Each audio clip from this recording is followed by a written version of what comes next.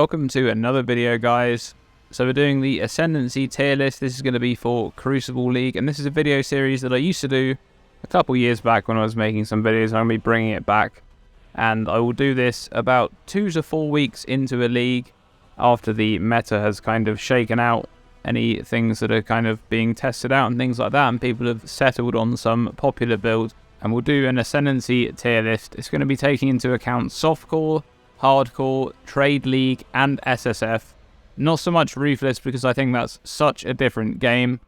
And there's a little bit of a basis and a scoring system for each tier, so let's go through exactly what we've got here. God tier at the top, best of the best in the current league. These Ascendancies outclass every other Ascendancy for the archetype that they excel at. And yeah, these, you can't really go wrong playing these Ascendancies in the current league on the best builds that these Ascendancies excel at.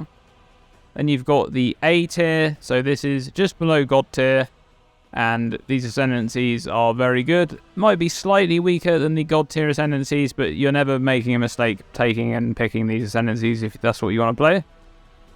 And we got B tier. This is decent in the current league. These Ascendancies are pretty good, and they have generally more redeeming features than they do downsides. And there's C tier. This is the middle of the pack, the average Joe of the current league. There are better Ascendancies to pick from for pretty much every archetype, but, you know, maybe you like playing non-meta stuff.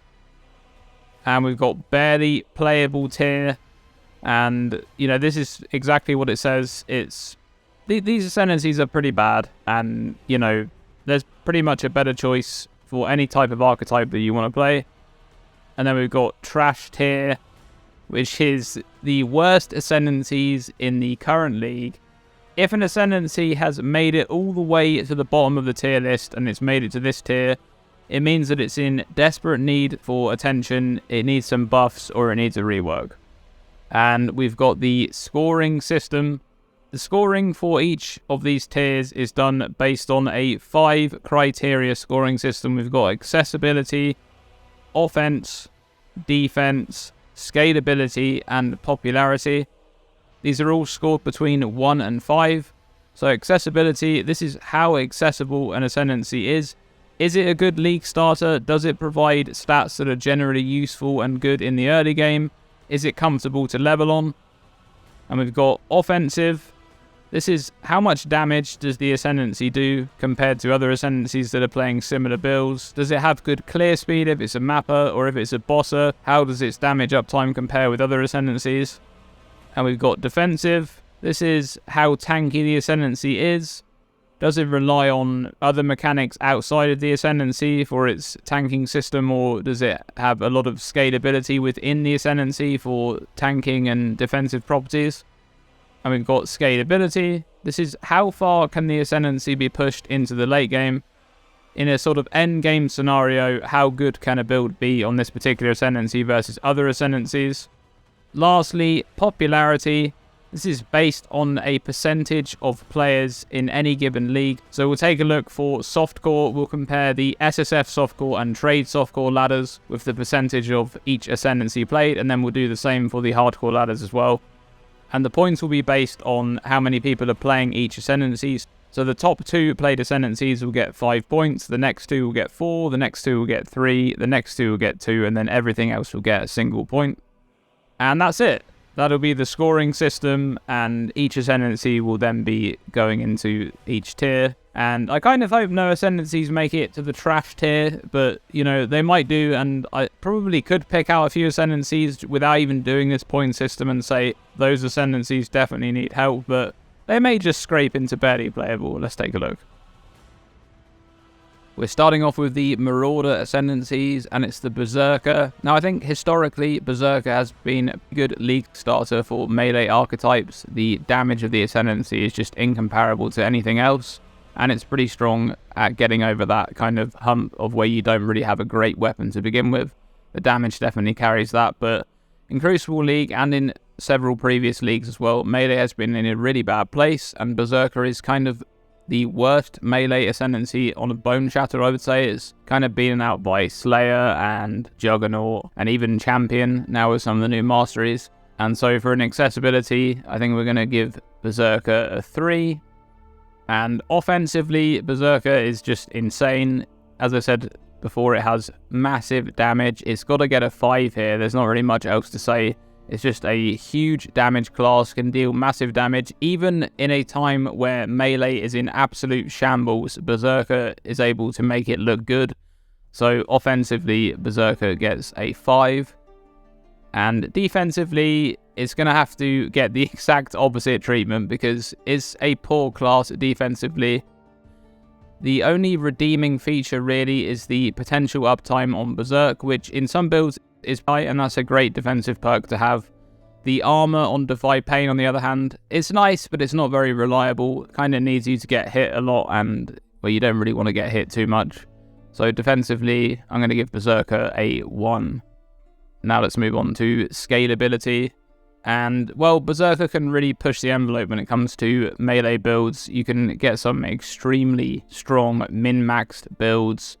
Things like General's Cry and Rage Vortex can be really strong in the endgame. You can kind of build on defensive layers and fix what the Ascendancy lacks. So, scalability, not too bad. I think offensively, very strong. Defensively is a little bit lackluster. I'll give it a 3. And lastly, we've got popularity. Well, 2% of players on softcore trade are playing Berserker, and 0.8% of players on softcore solo self-found. Meanwhile, in the hardcore leagues in trade, it's being played by about 0.6% of players, and in hardcore solo self-found, it's sitting at about 1%. So it gets a 1 for popularity. That brings Berserker to a total of 13, landing it in the C tier. I think if I was to place Berserker in the tier list without doing scoring, it would probably be around the C tier, somewhere around there, maybe a low B, high C. So I think that's in a reasonable place. And next up, it's the Chieftain.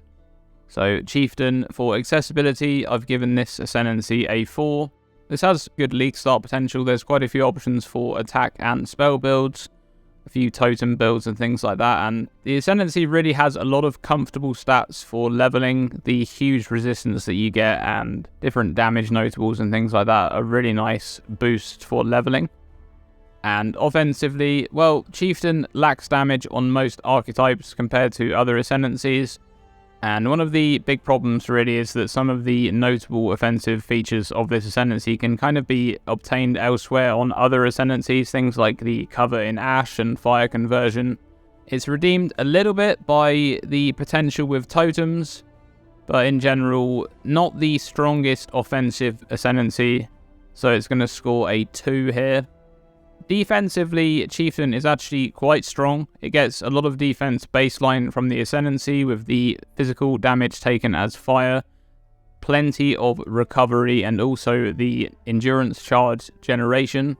So defensively, it's going to get a 4. And in scalability, there's also the potential for the Ascendancy to scale pretty well into the end game, especially defensively. You can do things like full Fizz taken as elemental conversion with Transcendence. And offensively, the Ascendancy is kind of redeemed by potential totem builds. For example, in this league, there's the Volcanic Fissure Earthbreaker totems, which are very strong with the Vengeance Cascade notable. So for scalability, the Chieftain is going to score a 3. And lastly, popularity. Well, Chieftain isn't very popular. About 0.7% of players in softcore trade and 1% of players in softcore solo self-found are playing Chieftain.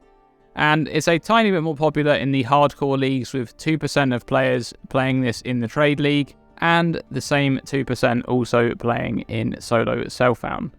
This brings Chieftain to a total of 14, placing it also in the C tier next to Berserker. I think this is a reasonable tier for Chieftain. I think the Ascendancy has needed some buffs for quite a while, and even though it has gained a few different builds to be played, such as the Volcanic Fissure totems, it's kind of lacking, and I think a lot of that could be fixed with changes to melee, but the Ascendancy is lacking a little bit. Lastly, for the Marauder Ascendancies, we have the Juggernaut. And Juggernaut is a very strong Ascendancy right now. For accessibility, we're going straight in with a 5. Well, this is just one of the strongest League starter Ascendancies there is, especially with the two most popular builds in the League start, which are Righteous Fire and Bone Shatter. Both of these builds, probably the best Ascendancy for both of them is Juggernaut. Very, very strong, both offensively and defensively, especially defensively. And the Ascendancy just gives you some really nice, comfortable stats, like lots and lots of recovery and nice, smooth defensive leveling. You just kind of run through packs and nothing really does any damage to you.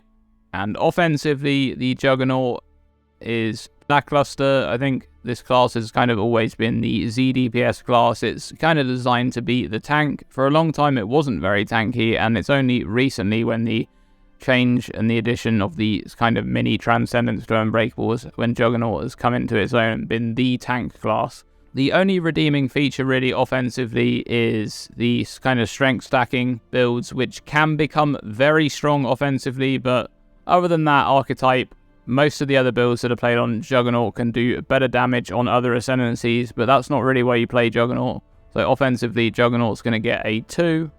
Defensively, Juggernaut is of course going to get a 5. Probably the strongest defensive Ascendancy in the game. It's definitely up there with things like Champion. And as I mentioned, the mini Transcendence on Unbreakable is just incredible defense. Really, really good endurance charge generation and great recovery all contribute to this. Not to mention Unstoppable, which in my opinion is still the best Ascendancy notable in the game.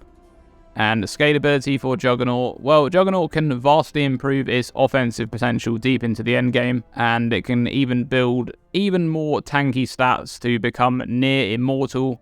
For scaling, Juggernaut is going to get a 4. Popularity, well, Juggernaut is the second most played Ascendancy in softcore trade at 14%, and the most played Ascendancy in softcore solo self-found at a whopping 23%. Meanwhile, in hardcore trade, Juggernaut is the most played at 27%, and in hardcore solo self-found is also the most played, sitting at 28%. So Juggernaut is going to get a 5 for popularity, and this gives Juggernaut a total score of 21, landing it in the God tier, the first class to make it to God tier. I think this is a deserving slot for Juggernaut at the moment, a very, very strong Ascendancy. The Ascendancy has kind of been in the gutter for a long time, and then the change to Unbreakable really made this class come alive, and it's very strong defensively. I think a lot of players are valuing defense these days more over damage, with the options to invest into defense. So Juggernaut landing in a deserving God tier. Next up, we have the Duelist Ascendancies. We're beginning with Champion. So accessibility for Champion, it's going to get a 4. Very good League starter. There's just so many options that you can play with Champion. The class is largely carried early game by the Fortifying node and the high armor evasion you can get from that, coupled with the massive aura effect that kind of boosts damage on any build. Really, really strong and smooth leveling process, and it's very comfortable to play on pretty much every build. And offensively, the Champion is also going to get a 4. Very, very good damage, and you can scale damage pretty well. This is once again due to the high aura effect and the usage of adrenaline in some of the builds. Defensively, Champion is going to get a 5. I'm not sure if it's quite as good defensively as Juggernaut, but it's definitely scoring a 5 here. It's just very strong defensively. The permanent Fortify, loads of flat armor and evasion, and the aura scaling for the defensive auras all kind of stack up to make a very strong character. You've also got the adrenaline healing node, which is a very nice defensive mechanic. And Champion is just very strong defensively. And scalability, well, once again, due to aura effect, Champion builds are kind of always able to scale very well into endgame. You can scale both offensively and defensively, stack up some more defensive layers. I would say that it's slightly weaker offensive scaling than some other competing Ascendancies, and slightly weaker defensively than Juggernaut. I'll give the Champion scalability a 4. 5% of players in softcore trade are playing Champion, and 6% are playing it in the softcore solo self-found league. And in hardcore and hardcore solo self-found, it's the second most played Ascendancy, with 16% and 11% respectively. And this brings Champion to a total score of 21. another class makes it to God tier, and I think this is once again deserving. I think Champion has been in the God tier for many leagues. It's just a really strong Ascendancy. You can pretty much play any archetype on Champion, and the aura effect pretty much carries the class. It's a very, very strong defensively, and just a really strong Ascendancy overall. Next up, we got Slayer. Accessibility for Slayer, a 4, decent league start potential, very good on Bone Shatter, pretty much the fastest Bone Shatter Ascendancy. It's fairly limited as far as it goes for build options, aside from Bone Shatter for league starts, but you get some really nice perks from the Ascendancy, some nice recovery, some defensive stuff too, and so accessibility gets a 4. Offensively, the Slayer is good, can deal good amounts of damage, and is largely carried by the Cull node, especially early on. The Slayer is very, very good at fast clearing ability, especially on Bone Shatter. Probably the best mapper when it comes to Bone Shatter. And offensively, it's going to get a 4. And defensively, the Slayer is good. It has some nice defensive options. The really nice recovery from overleech and the reduced damage taken while leeching are big winners here. Defensively, the Slayer is going to get a 4. And what about the Slayer's scalability? Well, it can scale well offensively and can do a lot of damage. And you can kind of layer defensive mechanics on the Slayer. It helps to stack up some defense paired with the reduced damage taken and stuff like that. It's really, really nice with the sustain that the class has. And it's just an incredible endgame mapper, as I mentioned, on Bone Shatter. Really, really strong. It's going to get a 4 for scalability. And lastly, popularity for the Slayer. Well, 3% of players in softcore trade are picking up the Slayer. 5% of players in softcore solo self-found. And in hardcore, fairly similar numbers. In trade league, it's 3% of players. And in solo self-found, we have 6%. This brings the Slayer to a total of 18 points, a pretty deserving A tier, and I think Slayer is in the right place here. I don't think it's quite God tier, but I think it's probably the best overall melee Ascendancy right now, and I think that's a deserving position for it to be in. And third and final Ascendancy for the Duelist class is the Gladiator. Well, Gladiator accessibility is going to get a 3. I think that the limited availability for options for league starting is kind of hurting the class quite a bit. Bleed is in a bad place, but once you get the Bleed Explode node up, mapping is really, really nice. But in general, melee is in a weird place, so there's limited options for Bleed builds. And offensively, the Gladiator is a little bit lackluster. There's just not too much you can do offensively with the Gladiator. Bleed is in a bad place, and you can kind of experiment with some other builds, but without really good gear, you're not going to do great damage on Gladiator. And the only redeeming feature offensively is how fast the class can map with the Bleed explosions. Defensively, Gladiator used to be a lot better, I think, when there wasn't these really strong defensive auras, but I think since most classes can get really defensive pretty easily just by switching on a few auras, the chance-based mechanic of block has become low priority. Getting to sort of 85-90 attack block means it can forego evasion and instead focus on armor and spell suppression, but the investment means it needs to drop Bleed explosions or challenger charges to get there, and I think that's not a very worthwhile trade-off. So defensively, the Gladiator gets a 3. And scalability, well, the Gladiator can be a great transitional Ascendancy. I think that's actually exactly what it is. It's very good early on, as I mentioned, for mapping, but when you get to endgame, you probably want to be switching on to another class, and it's just kind of lacking potential in endgame. And how popular is the Gladiator? Well, not very popular, as you would expect. One of the least played Ascendancies in all of Crucible, 0.4% in the softcore trade league and 1% in softcore solo self-found. Meanwhile, in hardcore, a little bit more gameplay going on there, 0.8% in hardcore trade and 2% in hardcore solo self-found. This brings Gladiator to a total of 12 points, and that puts it in the barely playable tier. That's the first Ascendancy going in there in this video. And I think that's the completely correct place for it to be. Gladiator kind of is barely playable. It just feels really bad. The only redeeming feature of the Ascendancy is the Bleed explosions, and you can get explosions elsewhere. Yeah, I think barely playable is correct. I would kind of place it anywhere between trash and barely playable if I wasn't doing a scoring system, so I think barely playable is accurate. Now let's move on to Ranger, and Ranger's pretty interesting this league. A lot of people discussing the league and sort of saying it's a bow league, and Pathfinder got an Ascendancy rework in this league as well. So let's get into it, and let's start off with Pathfinder. And Pathfinder is just a great league starting Ascendancy. Really, really good potential there. Lots of build options. Poison Prolif is great for early mapping. And the stats you gain from Flask and the Flask uptime just feels really, really nice. Can solve any problems you have on the builds early on. So accessibility, Pathfinder is going to get a 5. And offensively, Pathfinder is pretty good. I think the offensive potential is actually a bit higher this league due to the Ascendancy rework. The Wither node is really, really nice. It carries a lot of builds early on, and there are new build options with that node now being not tied to attacks anymore. It's just a generic node, so you can use like Chaos spell builds now as well. So offensively, the Pathfinder is going to score a 4.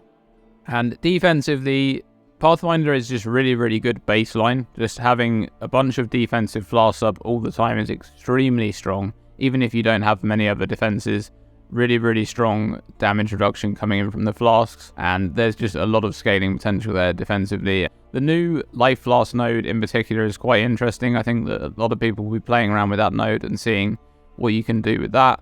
There's some really nice interactions, for example, with the Hardened Scars, notable that you can anoint, that gives you a massive amount of less damage over time taken. So that's really, really nice as well, and of course the recovery from that node is incredible. So defensively, Pathfinder will score a 5. And in scalability, Pathfinder has to be a 5 as well. The scaling, especially the defensive scaling, just can be ridiculous. Pathfinder can end up being some of the strongest, most tanky builds in the game, in endgame. With things like full physical damage taken as elemental and transcendence, really, really tanky builds can just face tank massive boss attacks. So Pathfinder is going to score a 5 in scalability. And how popular is Pathfinder this league? Well, it's the 3rd most played Ascendancy in all leagues. Very, very even play rate across all leagues, ranging from 11 to 13%. So very popular this league. The Ascendancy rework was a hit by the looks of it. That will land Pathfinder with 23 points altogether, putting it into the God tier. Very deserving place, I think. Pathfinder is a great Ascendancy, especially after the rework. And I think it's right at home in that tier. Next up, it's the Deadeye. So with this being a bow league, how is Deadeye faring? Let's take a look. Accessibility for Deadeye, I give it a 4. I think it has really good league start potential, especially this league with all of the additional Vow bow skills that were added. A lot of people experimenting with those, and decently fast-paced, slightly outpaced by Raider early on, but Deadeye is a really nice league starter. I think it has a lot of potential there. Offensively, the Deadeye is really strong as well, especially this league. It's helped out in large part due to Vengeant Cascade, which is anointed by 54% of all players in softcore trade that are playing Deadeye, and has very good offensive potential, both in clearing and damage output, so it's going to score a 4. Defensively, the Deadeye is a little bit lackluster. It has decent defensive nodes like Windward and Focal Point, but Windward is a little bit unreliable while mapping, and that's kind of when the game is at its most dangerous, so Deadeye is going to score a 3. And scalability, well, Deadeye can scale ridiculously well into the end game with just crazy amounts of damage. Once again, this is largely helped by Vengeant Cascade, but the damage is absolutely off the charts, can make a really, really strong bosser, and in that sort of bossing scenario, Windward becomes a much more reliable defensive mechanic. For scalability, Deadeye is going to score a 5. And popularity, Deadeye has seen quite a big uptick in popularity this league, especially in softcore trade, sitting at 17% played. It's the most played in that league, but it's quite a big difference compared to the other leagues, with the 4th most played in softcore SSF at 12%, and meanwhile in hardcore, only 3% of players are playing in the trade league and 2% in solo self-found. For popularity, Deadeye is going to score a 3, which brings it to a total score of 19, landing it in the A tier. I think that's actually a pretty reasonable tier for Deadeye. If I was to position this Ascendancy without a scoring system, it would have been a high B, I think, maybe a low A, and I think A is reasonable. Deadeye is in a quite good place. It's a pretty interesting Ascendancy. It does have the Rupturing node, which doesn't really see any use in any builds, but, you know, maybe at some point when Bleeding gets buffed. Come on, GGG. then we're going to see rupturing used a bit more. But the Ascendancy is good. It has quite a lot of cool things going on the Ascendancy, and I think A tier is accurate. Lastly, for Ranger, we have the Raider. And Raider has always been a fantastic league style. You just have so many really nice quality of life nodes that you pick up early on. The speed that you get from Onslaught, the easy access to spell suppression and ailment avoidance. All this stuff is just so nice. Easy frenzy charge generation. Really, really strong early game for Raider. And it's just such a good class to league start on. So Raider is going to easily score a 5 in accessibility. Offensively, Raider is a little bit lackluster compared to both the Deadeye and Pathfinder. It has decent offensive abilities early on because it's carried by things like Onslaught and Frenzy Charge Generation, but it sort of is a little bit lacking on the higher end. Offensively, Raider is going to score a 3, and defensively, Raider is actually really nice. The high amounts of evasion and easy access to ailment immunity and spell suppression means that it's quite strong mapping, and just having really good baseline move speed with permanent phasing is very strong as well. Defensively, the Raider scores a 4. And scalability, well, I kind of see Raider similar to Gladiator. It's a very transitional Ascendancy. It just feels great early on, and later on, when you reach the end game, it feels like a lot of the things you can acquire on the Raider Ascendancy can be picked up elsewhere, and then you can do better on another Ascendancy. So I think for scalability, the Raider is quite lacking, and it scores a 2. And popularity for Raider, well, it's a similar representation across the board in all leagues, with 3% play rate in both softcore trade and softcore solo self-found. In hardcore, it's played a little bit less, with only 1% in hardcore trade and 2% in hardcore solo self-found. And that gives it a total of 15 points, meaning it makes its way into the B tier. I think that's a decent position for Raider. I think I would place it somewhere around the B or C tier. I don't think it's a really strong Ascendancy right now, but I think it's just so comfortable as a league start Ascendancy that it kind of gets away with being an okay Ascendancy. You can kind of like transition out a bit as you reach endgame. So I think B tier is pretty good place for Raider. Next class we have is the Shadow, and we're starting off with the Saboteur. This league, the Saboteur received an Ascendancy rework, but accessibility-wise, this class has got to get a 2, which is pretty sad, honestly. The rework overall just kind of nerfed the Trap and Mine playstyle on Saboteur by a big margin.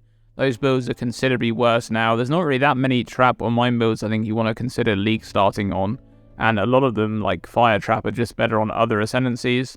The nodes like Trigger Bots are nice, but kind of require better gear, so not a great league starter either, and accessibility-wise, I think Saboteur is poor for a league starter now. Only a few builds really standing out as being decent. And offensively, the Saboteur is going to score a 3. The Ascendancy rework nerfed the potential of some Trap and Mine builds, as I said, but Saboteur does have some other options, like the Trigger Bots. I think they have a lot of potential to deal massive damage and be pretty good for mapping, potentially good bossing as well. Defensively, Saboteur is actually good. Defensively, continues to have one of the strongest defensive Ascendancy nodes in the game, with Born in the Shadows. Surprised that actually kept the damage reduction with the rework. And the chance to take less area damage from hits can stack with the Solaris Pantheon to provide decent mapping defense. Also, the reduced enemy cooldown rate is an interesting concept, but it has limited uses. So defensively, the Saboteur is going to score a 4. And what about scalability? Well, I think Saboteur can scale really well with some builds and deal extremely good damage and be very strong defensively. The Trigger Bots especially, I believe, have a lot of potential, and I think we'll see some builds coming out with very, very good gear that's able to deal massive damage on that. You can stack a lot of defensive mechanics as well on top of Born in the Shadows and other defensive mechanics that the Saboteur has access to. So scalability is going to get a 4. And how popular is the Saboteur? Well, surprisingly, even with the Ascendancy rework, it only scores a 1 here. It's a very unpopular Ascendancy, one of the least popular Ascendancies in all of Crucible League, with 3% in softcore trade and only 1% in each of the other leagues. This gives Saboteur a total of 14 points, landing it in the C tier. I think that's pretty accurate overall. It might actually be worse than that, maybe slipping down into the barely playable tier in some people's opinions, but I think C tier is pretty accurate. The nerfs to the Trap and Mine builds were especially devastating for this class, and it definitely needs a little bit of love or some new archetypes that it can play around with.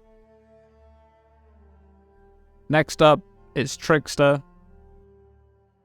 So Trickster has good league star potential. There's plenty of build options to choose from, and the generic scaling from Ascendancy nodes like Polymath lead to really good flexibility. So the Trickster is going to score a 4 in accessibility. Offensively, Trickster can deal good damage, largely due to Polymath and the full use of the energy leech support, but it's a bit outclassed by competing Ascendancies on some archetypes, so offensively it's going to score a 3. Defensively, the Trickster is good. It excels where other Ascendancies may do more damage. The Trickster is typically more survivable. It's largely due to one step ahead and Spellbreaker, and the large amount of energy shield gained from Escape Artist. So defensively, the Trickster is going to score a 4.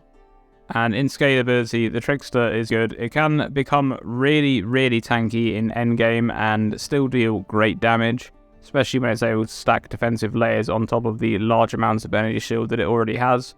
Very, very strong scaling, so the scalability factor here is a 4. And how popular is Trickster in Crucible? Well, it has pretty moderate popularity across the board. It has 4% in all leagues except for Softcore Solo Self-Found, where it's sitting at 3%. So for popularity, it scores a 2. And that brings the Trickster to a total of 17 points. It lands it in the B tier. You could consider it low A on some builds.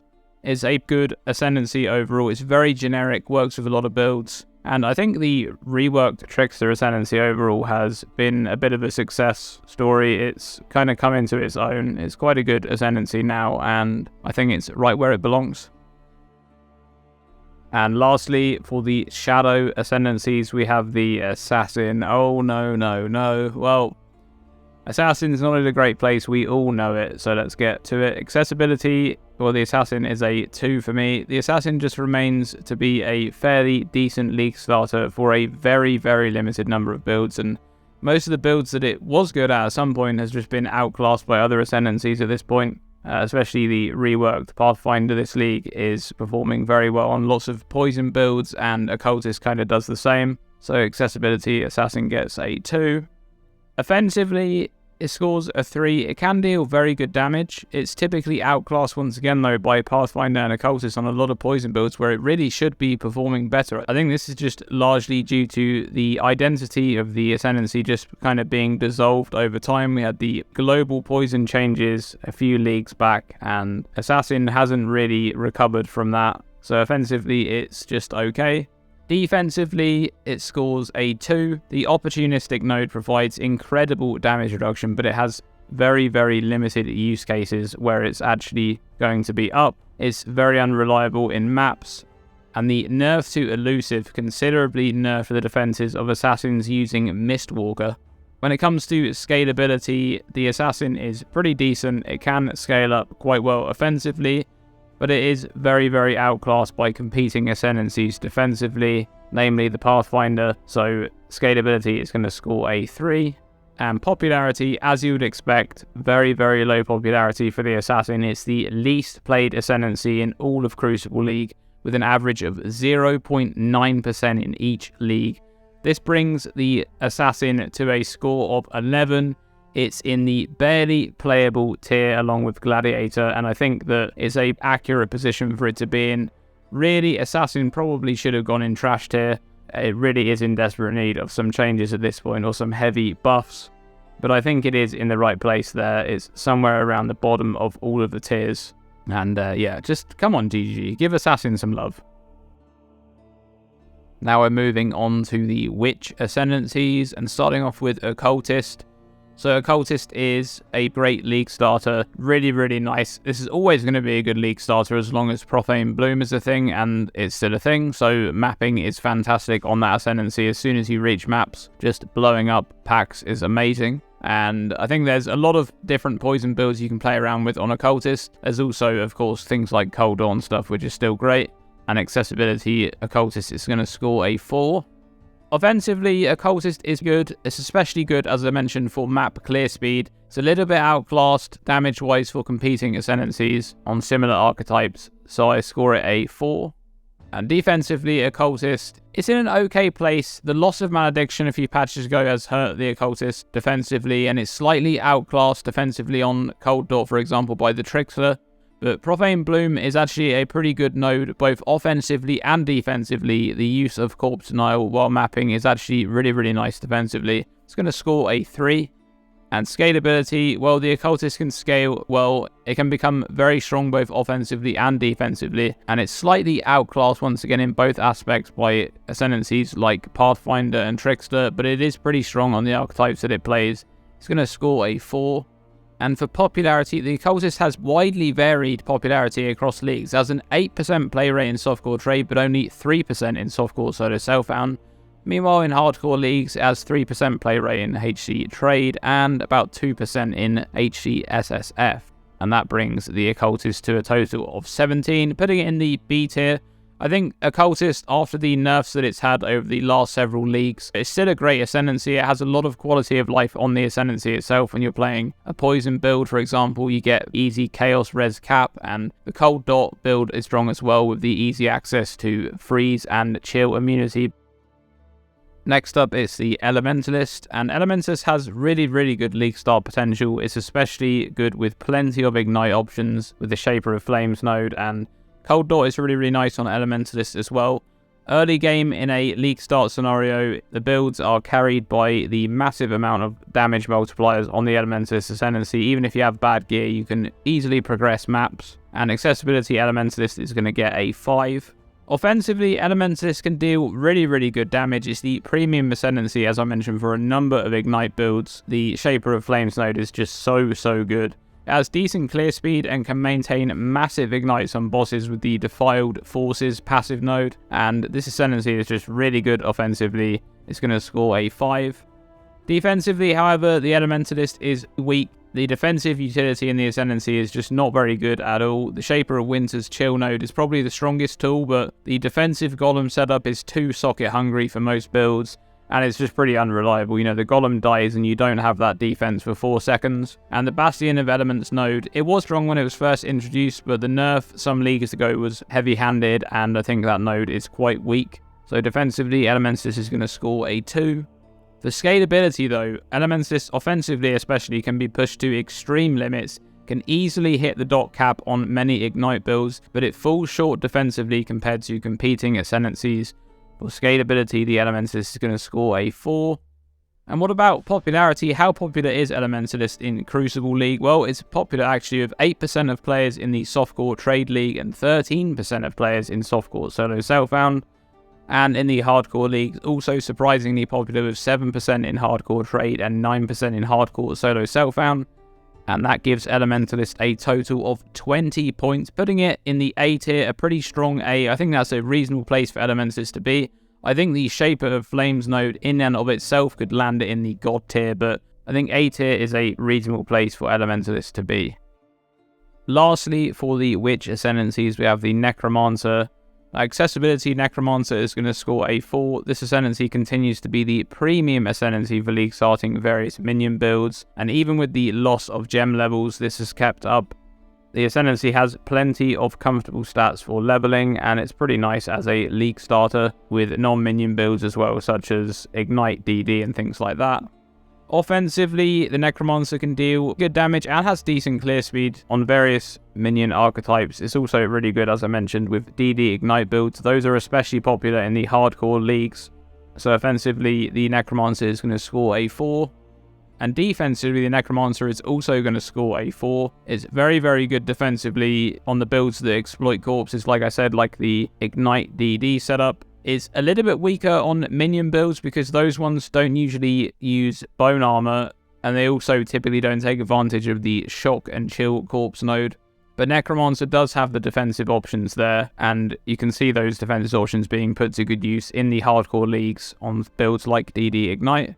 And scalability, Necromancer is decent. It falls a little bit short offensively on Corpse Explosion Ignite builds to the Elementalist. but it makes up massively for that in the defensive aspect. And on minion builds, it can scale to be extremely strong in endgame, both for mapping and bossing. Scalability is going to score a 4. Lastly, popularity. The Necromancer is popular in Crucible League, 6% of players in both softcore trade and SSF. And in hardcore, it's a little bit more popular at 8% in hardcore trade and 5% in hardcore solo self-found. This gives Necromancer a total of 19 points, putting it in the A tier. This is a very, very good place, I think, for Necromancer. In previous leagues, it would have easily been God tier, but with the addition to new defensive options for other Ascendancies, I think the Necromancer has dropped a little bit in comparison, but it's still such a great Ascendancy, and I think A tier is accurate. Next up, we have the Templar Ascendancies, and we're starting off with the Guardian. So accessibility, Guardian is going to score a 4. This is a pretty good league start Ascendancy. It's generally faster than the Necromancer on most minion setups, and it has access to some nice early defensive tools on the Ascendancy, which is really nice for mapping, such as the block node and the reduced curse effect node. So Guardian, pretty decent league starter. Offensively, it has really good clear speed on specific builds like SRS and Dom Blow and Absolution, but it's outclassed a little bit in the damage department by Necromancer on most setups. Offensively, it's going to score a 3. Defensively, though, the Guardian has good defensive tools. They're especially good, as I mentioned, for mapping. The block node is great. Reduced curse effect is nice too, but it's let down by a lack of more reliable defenses, especially for bossing. Defensively, the Guardian is going to score a 4. Scalability, well, the Guardian has good scaling potential. It's especially good scaling defensively into the end game, where it can stack a lot of external defense layers on top of what it already has on the Ascendancy. You can get plenty of armor and energy shield scaling there. Scalability, Guardian is going to score a 4. And popularity, Guardian has decent popularity in the hardcore league, sitting at 4% in both hardcore trade and solo self-found. But in softcore, it's quite unpopular actually. Just 2% in softcore SSF and at 0.6% in softcore trade. This gives it a popularity score of 2. This brings the Guardian to a total score of 17, which puts it in the B tier. I think that's an accurate place for Guardian. It remains to be a great league start class for many minion archetypes. Next up, we have the Hierophant, and Hierophant received a really interesting change in this league. The change to Arcane Surge on the Ascendancy that now grants 20% more spell damage while affected by Arcane Surge. It also scales with Arcane Surge effect. That's a really nice change for Hierophant, and a bit of a nerf to other Ascendancies using Arcane Surge. But pretty good league start potential for Hierophant. Accessibility is going to score a 4. It has loads of great build options like Totem setups, Cold Dot, and Armageddon Brand. And offensively, the top end of Totem builds deal massive damage and can make for very good boss characters. A little bit lackluster on clearing ability, but that is typically the case with Totem setups. Offensively, it's going to score a 4.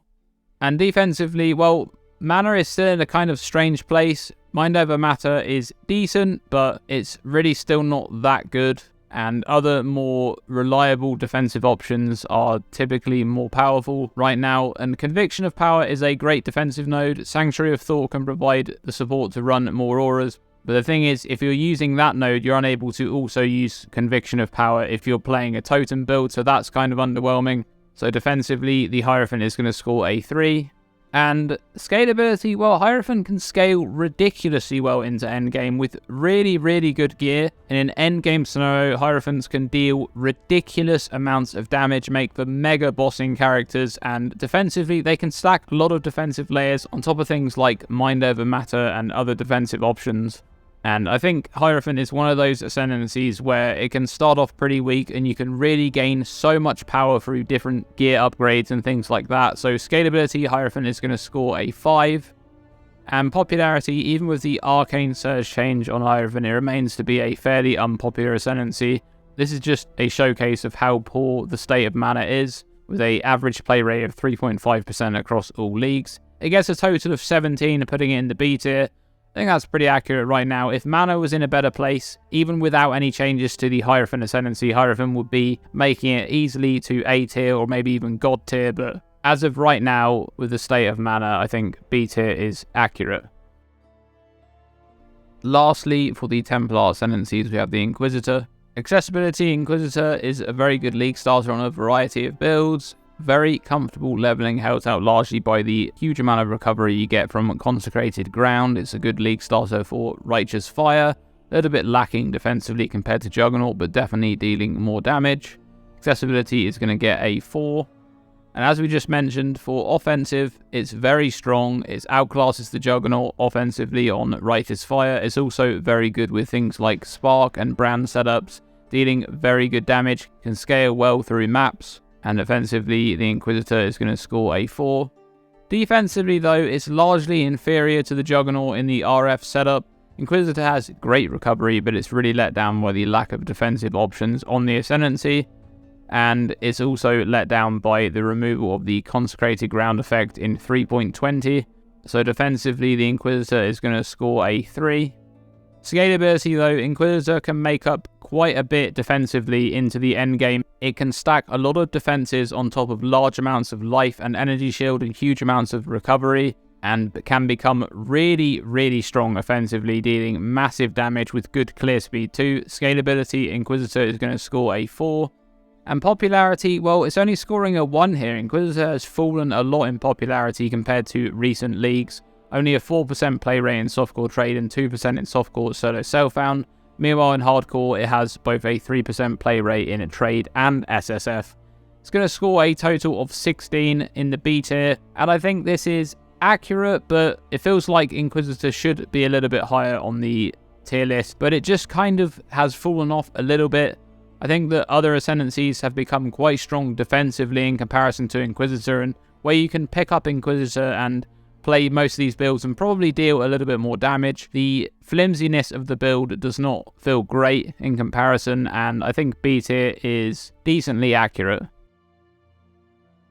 So we finally made it to the last Ascendancy, and it's the Ascendant.